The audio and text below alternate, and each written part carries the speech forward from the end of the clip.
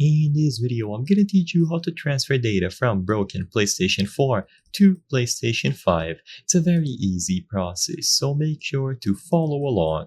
If you have a broken PlayStation 4, you can still potentially salvage your data and transfer it to a new PlayStation 5. However, this is all going to depend on how severely broken the PlayStation 4 is.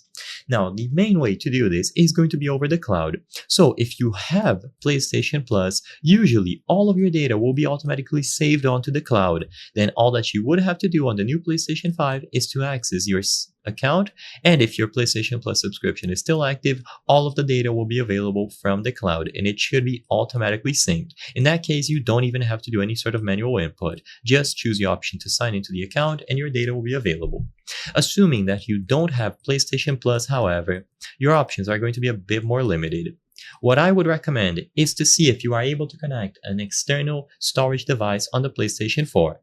Of course, if the PlayStation 4 is unusable, it doesn't turn on at all, and you didn't have a cloud backup beforehand, then sadly, there's nothing that you can do.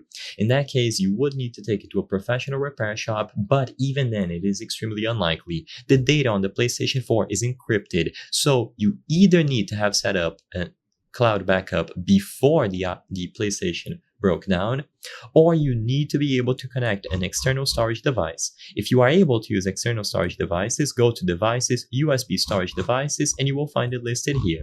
You can format the storage device as extended storage, and upon this being done, you can go to the storage settings on the PlayStation 4 to transfer your games from the system storage to the extended storage. So when you access system storage, you can find applications and all of your videos, save data, and transfer all of this to the extended or external storage that you have connected to the PlayStation 4.